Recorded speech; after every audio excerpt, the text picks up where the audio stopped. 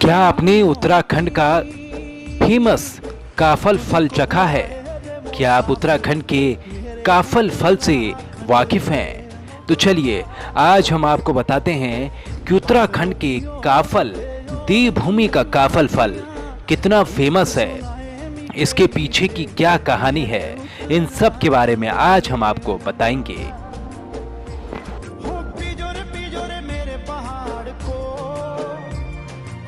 कि देवभूमि उत्तराखंड में काफल नहीं खाया तो फिर क्या खाया? ये है देवताओं के योग्य। कहते हैं कि देवभूमि उत्तराखंड आने वाला शख्स ने अगर यहाँ के फलों का स्वाद नहीं लिया तो उसकी यात्रा अधूरी है। ऐसे ही फलों में एक बेहद लोकप्रिय नाम है काफल। एंटीऑक्सीडेंट गुणों के कारण यह हमारे शरीर के लिए फायदेमंद है। काफल एक जंगली फल है, इसे कहीं उगाया नहीं जाता बल्कि अपने आप उग जाता है और हमें मीठे फल का तोहफा देता है। गर्मी के मौसम में किसी बस स्टैंड से लेकर प्रमुख बाजारों तक ग्रामीण फल बेचने आते हैं और उत्तराखंड में आपको ये फल देखने को मिल जाता है। काफल को समझते हैं देवताओं के योग्य।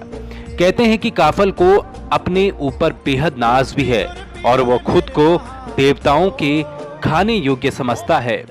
कुमाऊनी भाषा के एक लोकगीत में तो काफल अपना दर्द बयां करते हुए कहते हैं, खाना लायक इंद्र का हम छिया भूले आई पड़ा। इसका अर्थ है कि हम स्वर्ग लोक में इंद्र देवता के खाने योग्य थे और अब भूलोक में आ गए। काफल के पीछे है एक मार्मिक कहानी। अब क्या कहानी है इस काफल की, ये आप भी सुनिए। हालांकि लाल लाल काफलों से जुड़े एक मार्मिक कहानी बहुत कम लोग ही जानते हैं। कहा जाता है कि उत्तराखंड के एक गांव में एक गरीब महिला रहती थी। उसकी एक छोटी सी बेटी थी। दोनों एक दूसरे का सहारा थे। आमदनी के लिए उस महिला के पास थोड़ी सी जमीन के अलावा कुछ नहीं था, जिससे वो बामुश्किल गुजारा चलाती थी। गर्मियों में जैसे ही काफल पक जाते, महिला बेहद खुश हो जाती और उसे घर चलाने के लिए एक आय का जरिया मिल जाता था। इसलिए वो जंगल से काफल तोड़कर उन्हें बाजार में बेचती, जिससे परिवार की मुश्किलें कम हो जाती थी। एक बार महिला जंगल से एक टोकरी भरकर काफल तोड़ लाई। उस वक्त सुबह का समय था और उस जानवरों के लिए चारा लेने जाना था, इसलिए उसने इसके बाद शाम को काफल बाजार में बेचने का मन बनाया और अपनी मासूम बेटी को बुलाकर कहा, माँ, जंगल से चारा काट कर आ रही हूँ, तब तक तू इन काफलों की पहरेदारी करना। मैं जंगल से आकर तुझे भी काफल खाने दूंगी, पर तब तक इन्हें मत खाना। माँ की बात मानकर मासूम बच्ची उन काफिलों की पहरेदारी करती रही।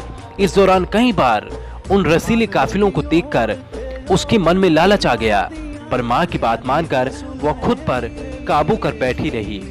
इसके बाद दोपहर में जब उसकी माँ घर आई तो उसने देखा कि काफल की टोकरी का 1/3 भाग कम था। माँ ने देखा कि पास में उसकी बेटी सो रही है। सुबह से ही काम पर लगी माँ को ये देखकर बेहद गुस्सा आ गया। उसे लगा कि मना करने के बावजूद उसकी बेटी ने काफल खा लिए हैं। इससे गुस्से में उसने घास का गट्टर एक ओर फेंका और सोती हुई बेटी की पीठ पर मुट्ठी से जोरदार प्रहार कर दिया। नींद में होने के कारण छोटी बच्ची अचेत अवस्था में थी और माँ का प्रहार उस पर इतना तेज लगा कि वो बेहोश हो गई। बेटी की हालत बिगड़ता देख माँ ने उसे खूब हिलाया, लेकिन तब तक उसकी मौत हो चुकी थी। माँ अपनी औलाद की इस तरह मौत पर वहीं बैठकर रोती रही। उधर शाम होते होते काफल की टोकरी फिर से पूरी भर गई। जब महिला की नजर टोकरी पर पड़ी तो उसे समझ में आया कि दिन की चटक धूप और गर्मी के कारण काफल मुरझा जाते हैं और शाम को ठंडी हवा लगते फिर ताजा हो गए। अब माँ को अपनी गलती पर बेहद पछतावा हुआ और वह भी उसी पल सदमे से मर गई। यानी कि दोनों माँ बेटी का निधन हो गया। चैत के महीने में चिड़िया कहती हैं, काफल पाको मैं नी चाख्यो। कहा जाता है कि उस दिन के बाद से एक चिड़िया चैत के महीने में काफल पाको मैं न चाख्यो कहती है, जिसका अर्थ है काफल पक गए, मैंने नहीं चखे।